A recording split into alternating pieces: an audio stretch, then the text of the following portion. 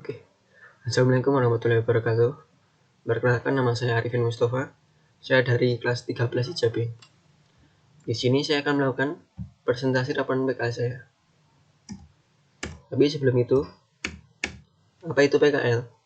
PKL atau praktik kerja lapangan adalah kegiatan pendidikan, pelatihan, dan pembelajaran yang dilaksanakan di luar sekolah, tepatnya di dunia industri dan dunia kerja, dalam upaya pendekatan ataupun meningkatkan mutu siswa-siswi sekolah. Selanjutnya, tujuan dan manfaat PKL. Tujuan PKL yang pertama yaitu memperkenalkan siswa dengan dunia kerja dan meningkatkan etos kerja siswa-siswi. Yang kedua, melatih siswa untuk bertanggung jawab atas dirinya sendiri di hadapan sebuah perusahaan. Yang ketiga, sebagai sarana pengaplikasian ilmu atau teori yang sudah dipelajari di sekolah. Yang keempat, membangun hubungan timbal balik antara SMK dengan industri tempat siswa PKL. Manfaat PKL yang pertama, menciptakan tenaga kerja yang sudah berpengalaman bahkan sejak lulus SMK. Yang kedua, memperkerat hubungan sekolah siswa-siswi tersebut dengan industri tempat mereka PKL. Yang ketiga, menciptakan sumber daya manusia yang tangguh menghadapi perkembangan zaman sekarang ini. Yang keempat, siswa mendapatkan pengalaman langsung dari dunia kerja. Selanjutnya, tugas dan tanggung jawab siswa dalam melaksanakan PKL. Yang pertama, mentaati peraturan dan tata tertib yang berlaku di tempat PKL. Yang kedua, mengetahui instruksi atau arahan yang diberikan oleh pembimbing kedua belah pihak, pembimbing di perusahaan maupun pembimbing di sekolahan. Yang ketiga, melakukan semua kegiatan praktik kerja lapangan dengan sungguh-sungguh dan bertanggung jawab, serta memiliki komitmen yang tinggi. Yang keempat, menyadari kedudukannya sebagai siswa yang dicerminkan dalam setiap perbuatan baik di dalam maupun di luar tempat PKL. Selanjutnya itu profil perusahaan. Saya PKL di CV Mulia Mandiri. CV Mulia Mandiri itu merupakan anak perusahaan dari PT Basmati Global. PT Basmati Global berdiri tahun 2006 di Jakarta, didirikan oleh Pak Budi Kurniawan, Awi, Kuntoro, dan Hartanto Harja. Dan untuk CV Mulia Mandiri sendiri didirikan oleh Pak Indrio Wisnu. CV Mulia Mandiri merupakan perusahaan yang berada di bidang telekomunikasi atau kontraktor tower. CV Mulia Mandiri sudah mempunyai ratusan tower atau BTS yang mana milik provider terkemuka di Indonesia, milik ITRI, Indosat, Telkomsel, dan lain-lain. Alamat kantor CV Mulia Mandiri yang sekarang yaitu berada di Jalan Pemuda, nomor 245, Tonggalan, Kecamatan Klaten.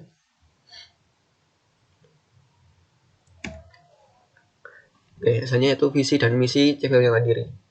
Visinya yaitu to be leading infrastructure provider in Indonesia. Misinya, creating and providing value-add solution for client through service excellence. Untuk 5 nilai utama yang ada di CV Mandiri yaitu customer first, dedication, continuous improvement, integrity, dan teamwork. Tagline CV Mandiri, bring solution to you. Oke, untuk struktur organisasinya sendiri, yang pertama ada komisioner, yang kedua itu ada president director. Di bawah president director ini ada CME project director, ada project div head, dan service director. Di bawah CME project director ada CME team.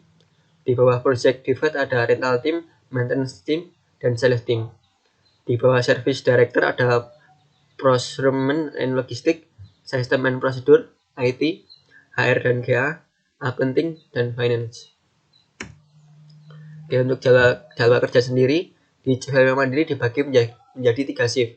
Shift pagi, shift siang, dan shift malam.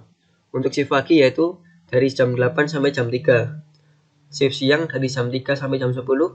Shift malam dari jam 10 sampai jam 8.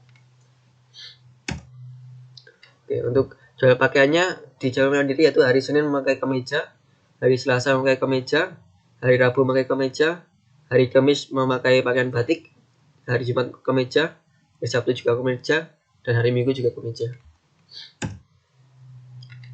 Oke, untuk rekrutmen karyawan di CV Mandiri yaitu penerimaan karyawan baru di perusahaan disesuaikan dengan kebutuhan perusahaan. Untuk dapat diterima sebagai karyawan, calon karyawan harus memenuhi syarat-syarat yang ditetapkan CV Mandiri. Setiap calon karyawan wajib mengikuti tes atau ujian yang diselenggarakan oleh CWW Mandiri.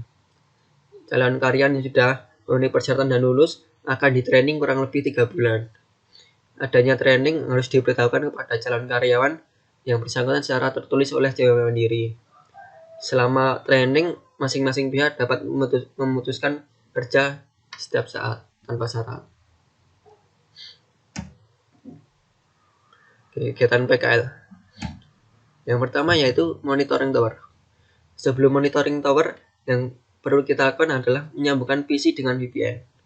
Karena untuk mengakses software-software yang digunakan di sana untuk monitoring, kita harus login dulu ke VPN.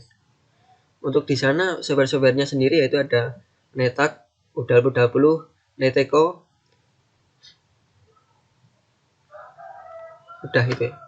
Setelah login di software tersebut, nanti jika ada tower yang mati atau ada masalah nanti akan muncul di software tersebut.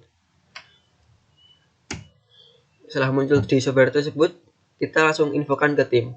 Caranya yaitu kita copy di software tersebut, kita copy trouble ticket atau tower yang mati yang muncul di software, kita copy, kita masuk ke Excel, kita copy di daily report yang ada di Excel. Terus setelah di copy di Excel, nanti kita langsung infokan di grup WhatsApp yang grup WhatsApp PSI atau pekerja lapangan. Langsung kita tag PSI yang bertanggung jawab atas chat tersebut. Jika PSI tidak respon di grup, selanjutnya yaitu yang perlu kita lakukan yaitu kita telepon PSI tersebut. Oke, selanjutnya itu monitoring trouble ticket FDS. Untuk monitoring trouble ticket FDS yang perlu kita lakukan hanyalah masuk ke web sistem multi global.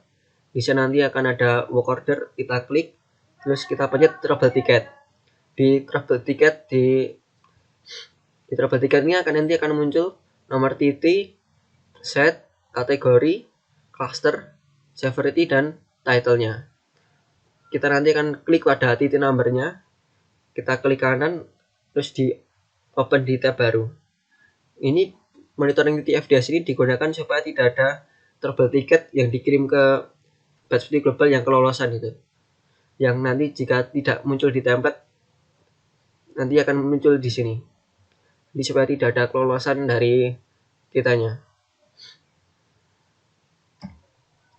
Biasanya itu persentase respon trouble ticket FDS.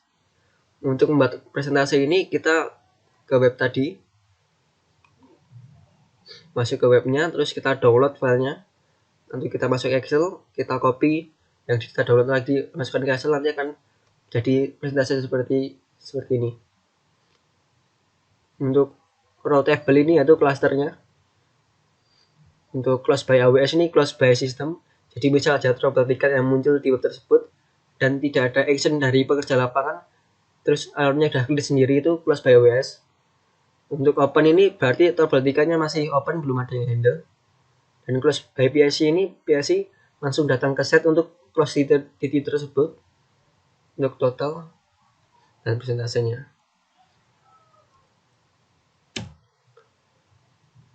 Oke, untuk penutup, untuk kesesuaian kompetensi di CWW Mandiri sendiri itu menggunakan Office, Excel, dan menggunakan web browser juga.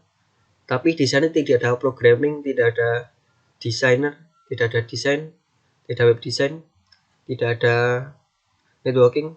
Jadi untuk kesesuaian kompetensi dengan jurusan sistem dengan jurusan SIJA yaitu hanya sekitar 10%-an saja. Jadi di sana tidak terlalu sesuai dengan jurusan SIJA, tapi yang perlu di sana yaitu hanyalah komunikasi yang bagus.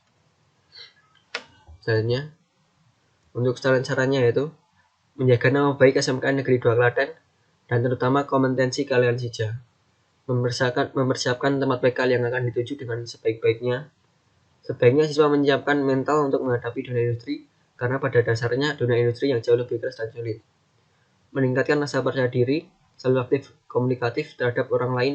Jadi waktu di dunia industri lebih mudah untuk menjalin komunikasi dan bekerja sama. Oke. Sekian dari saya, terima kasih. Wassalamualaikum warahmatullahi wabarakatuh.